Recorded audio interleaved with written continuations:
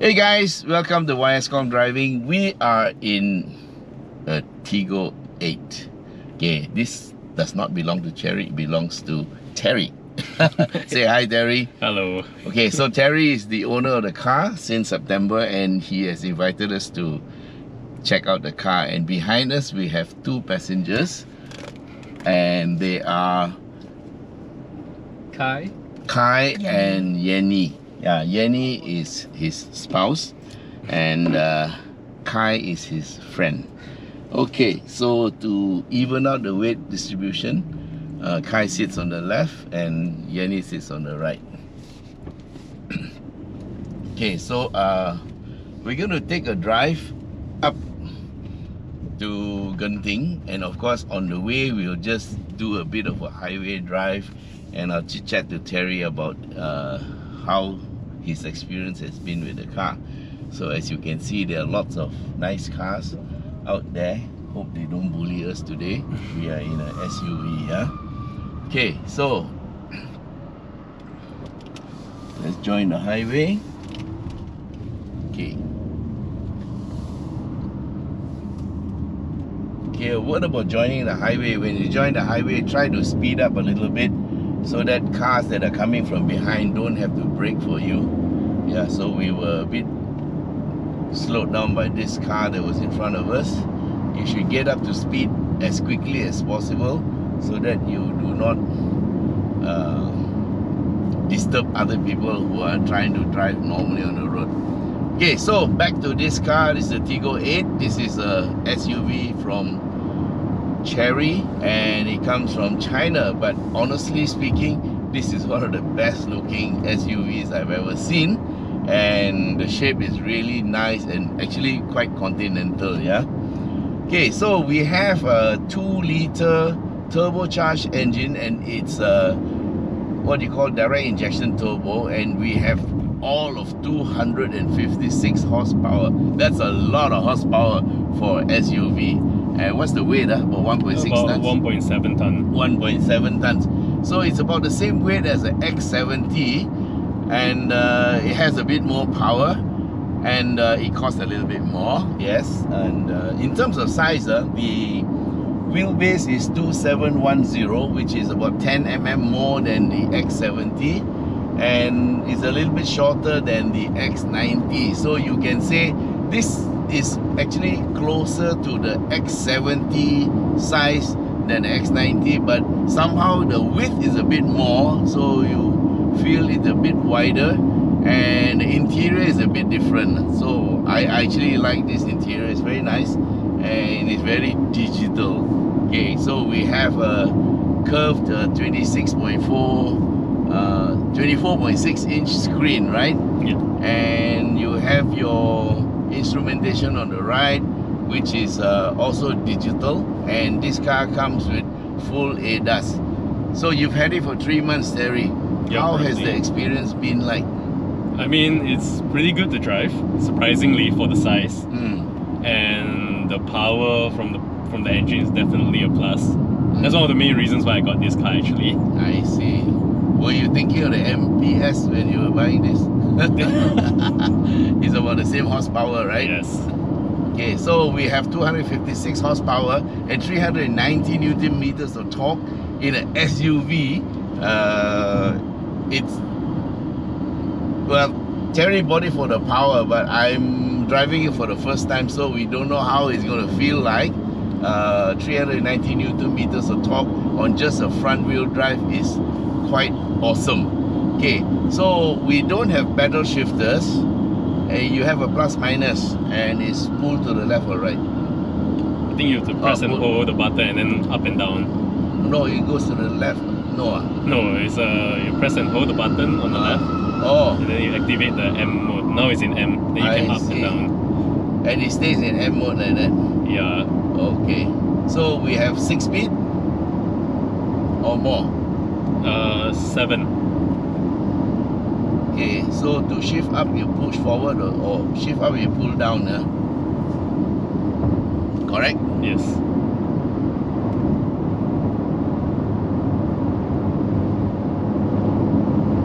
Okay, so we have McPherson struts in the front, and multi-link at the back. We also have what I think is what do you call ventilated disc in the front, right? Yeah, ventilated. And disc. what about the back? Solid disc. Solid disc. Okay, so here's a car guy, man. Guys, he knows his car. Yeah. So I just want to ask another question, Terry. A lot of people buy turbo cars, then they complain about the fuel consumption. So far, what has been your fuel consumption, or what is your opinion on the fuel consumption of this car? I mean, I've been driving it for about 5,000 over kilometers, and I actually do keep track of the fuel consumption on a G sheet, like manually. Wow. And to be honest, comparing this to my previous Mazda 3 DP liftback, right, it's just slightly off only, slightly worse, not Really? too much. Oh, Yes, that's surprisingly, mix of city and highway. I see. Yeah. Of course, there are some who enjoy the power, then complain about the consumption, because, well, if you come from a small B segment car that gives you 15-16 kilometers per liter, of course in a turbo car it feels a bit more lah. But this is mooted at 7 point something liters per 100. Oh no, that's not true lah. It's For not sure. true, huh? So it's closer to 9, 10? 10, I would say. 10, yeah. Okay, we're gonna consume a bit more on the way up. There's a sports mode also. Okay, can you invoke sports mode for us? Sports mode entered. Alright. So we have a ref red line at 6,003 or 6,004, around there. And okay, 7. Push forward to reduce gear. Okay. This is a DCT or A DCT.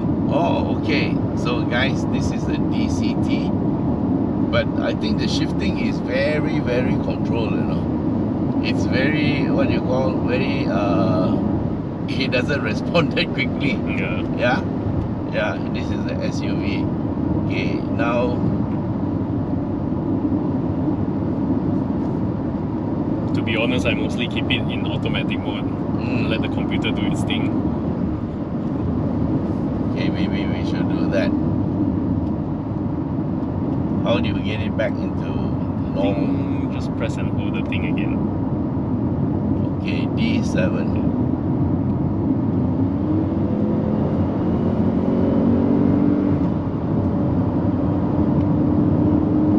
Okay, suspension is built for comfort on this car, yeah.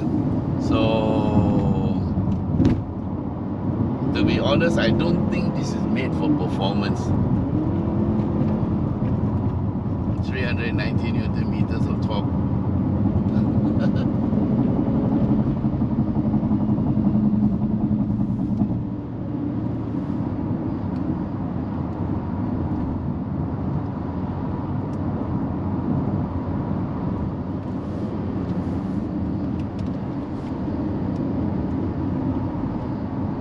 He wants us to overtake, but he was still in the lane for a very long time. Thank you. Okay, this vehicle will tend to push a bit at corners. 1.7 tons, guys, and it's front wheel drive, yeah.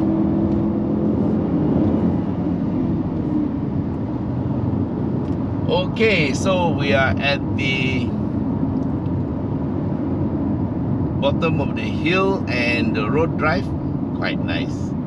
Okay, so this is a very powerful vehicle.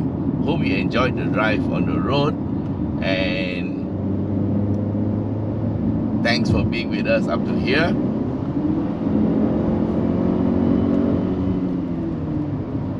And here we are on the way up the hill. And guys, just to remind you again, we are in the Tiggo8, and the owner Terry is here with us with his wife at the back and his friend. So there are 4 of us in this Tiggo. So handling may be affected a little bit. So we are running in auto because the DCT doesn't seem to respond that well. And here we go. Okay, just checking out. Yeah, the car is heavy. Suspension is set on the comfort mode, even though we're in sport mode. Yeah, so I think sport mode only changes the engine characteristics. And we are here.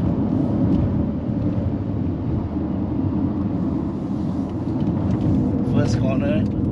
Under. Okay, so I think the traction control still comes in, you know. Okay, there's a bit of wheel spin from the tires. There's a truck around the corner, so we got to take him on the outside and carefully. Yep. Okay, I expected this because the last time I drove a car with 390 Newton meters of torque, there was this tire screeching around the corners. Traction control still comes in. Are you sure it's off? It should be off.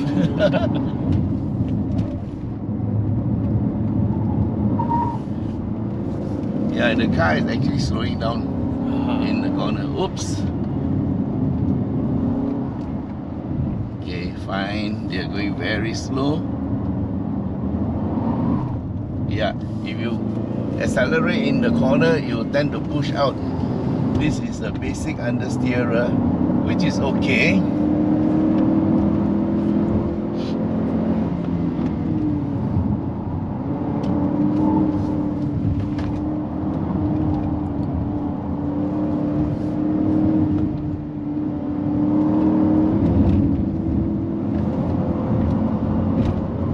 So the front will tend to push.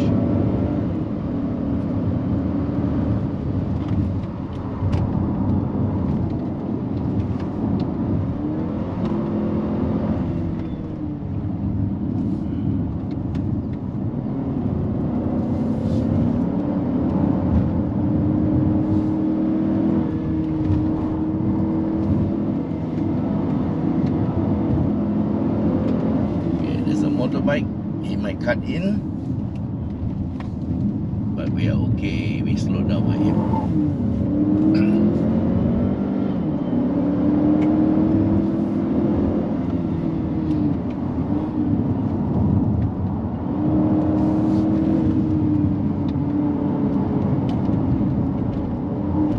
We had to take a different line because of the Mini there.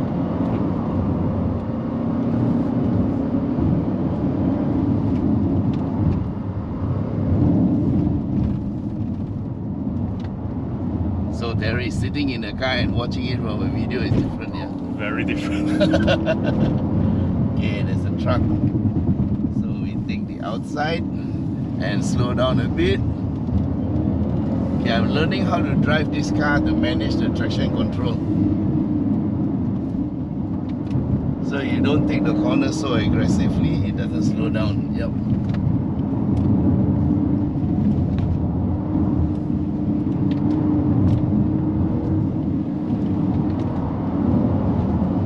Nice.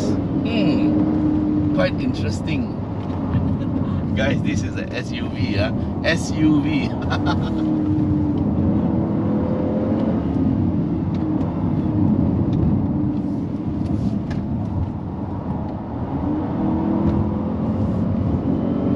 What tires do you have?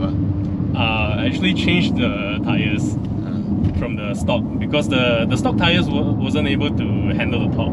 So I changed to the Hankook Ventus Prime 4. Oh, Yeah. nice. So you get a lot of wheel spin with the standard tires. Even off the line, straight line. Yeah. I found it pretty much a waste of having so much torque but not being able to use it. Yep, agreed. Okay, we have a little Honda City.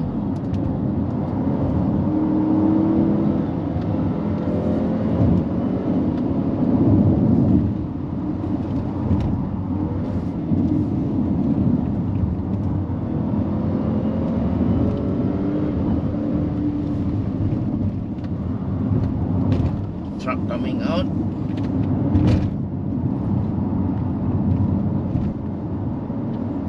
This part looks a bit dusty and sandy. Okay, it gets a bit crowded over here nowadays because of the development, so you have to be very careful around this part. Unless you see the road is clear, yes.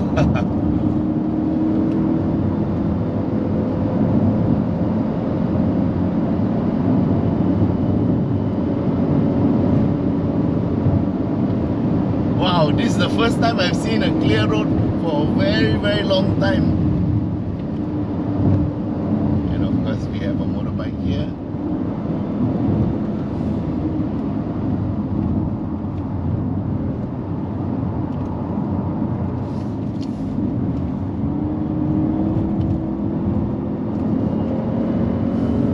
And here we are at the first roundabout.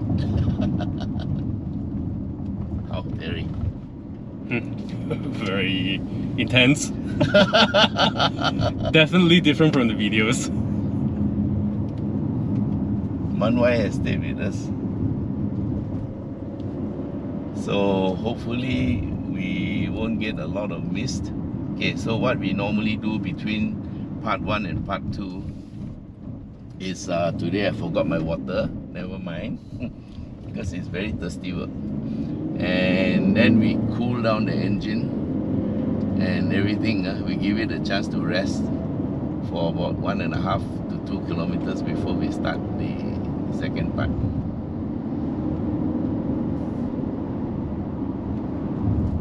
At the back, you guys feeling okay? All good.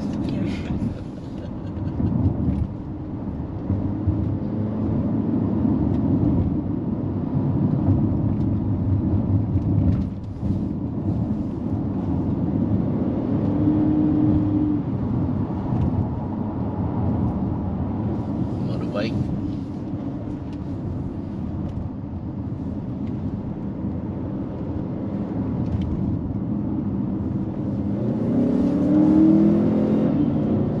I think the stability control is taking over because you have both stability control and also the traction control.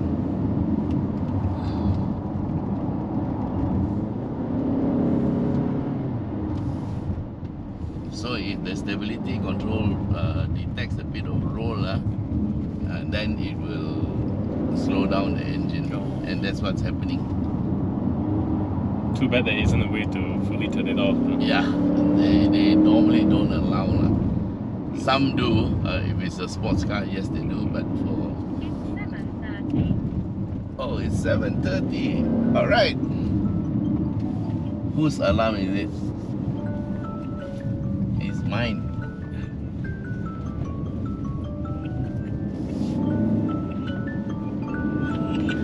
Can you swipe? Swipe. Okay. Okay, just hold on to it. Alright guys, we are starting part 2 and this is the first left-hander. A bit of understeer. See, it slows down the car and you'll have to hold on to it for a bit.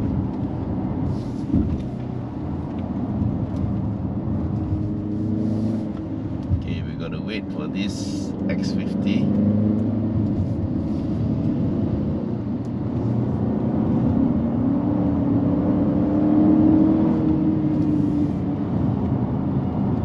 We'll take the outside line.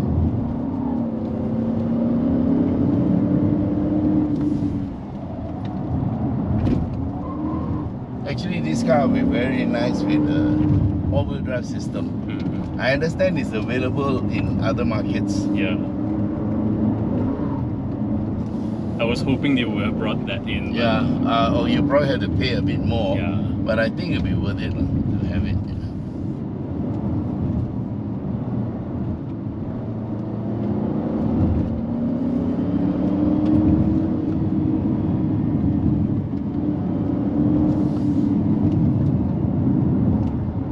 Okay, we're sharing this corner with the Saga. we probably can take him after. Yes.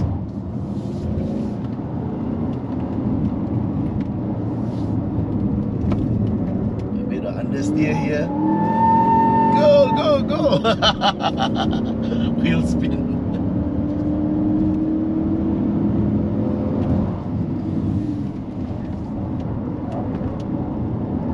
Okay, the sun didn't catch us today because we are a few minutes early. Another 3 minutes, the sun will be in your eyes.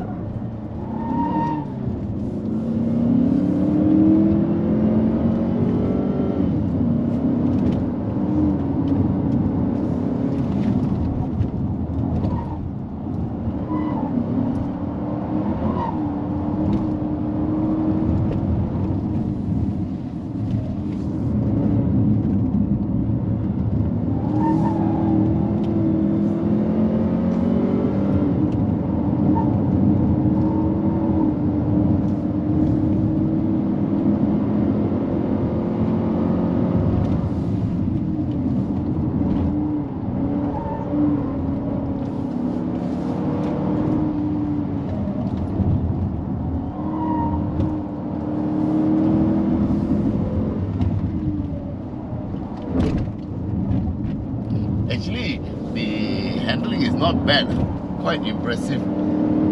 It's very predictable, so despite it being a basic understeer, the understeer is quite predictable, and that's 390 Newton meters working.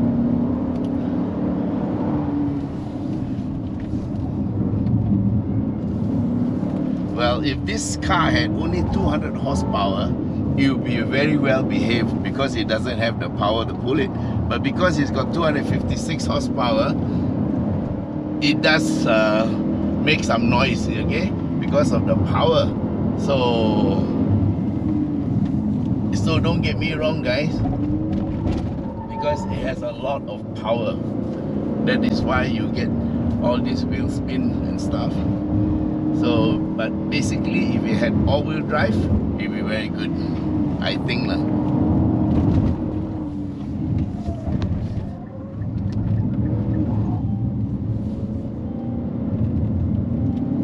Okay, we have a bit of an issue. Just a warning, engine coolant is a bit hot. But we are just 2 corners from the top.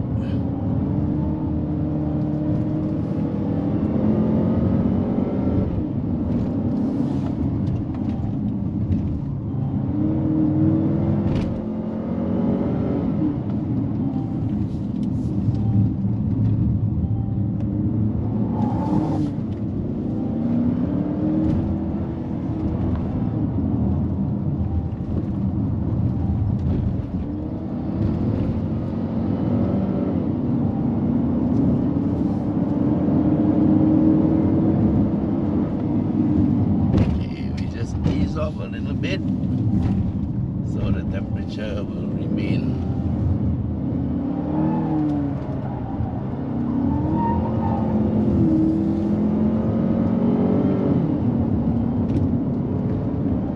And this is the last corner, and we are here at Genting. Alright. Woo! The aircon is shut off. Oh. Probably because of the... Yeah.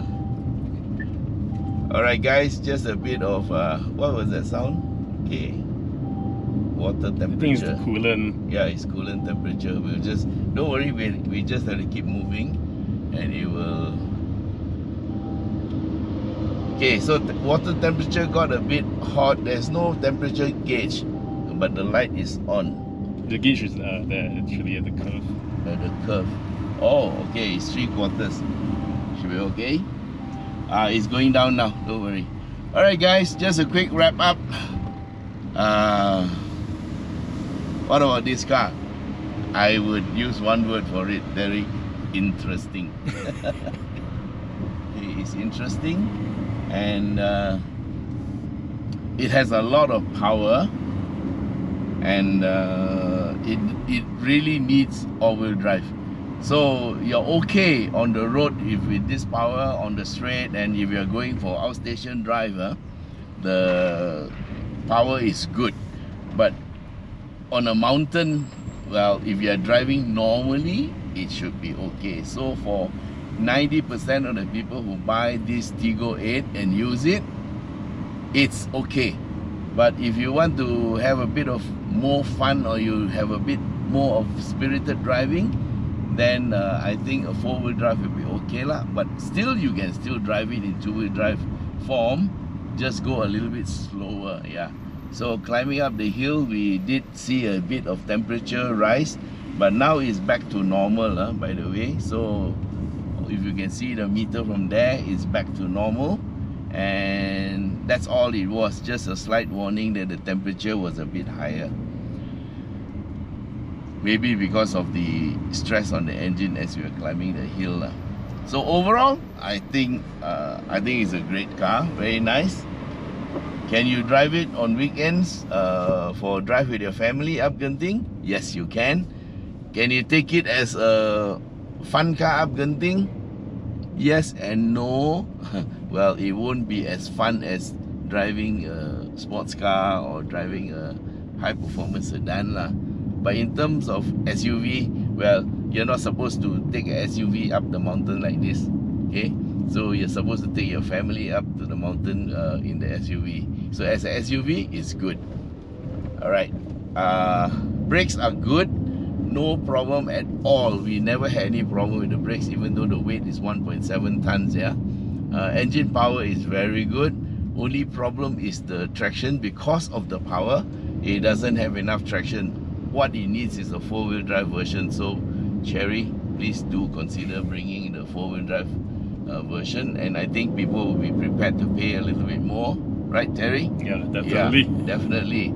So, and then it'll be a very, very fun vehicle. Alright guys, so just remember, this car did not come from Chery, it came from Terry. So we'd like to thank Terry for the loan of the car. Thank you so much for allowing me to drive it up the hill. And so guys, that's it for today. Thanks for being with us, and don't forget to like, share and subscribe, and till we meet again in the next video. Bye bye. Say bye, Terry. Bye.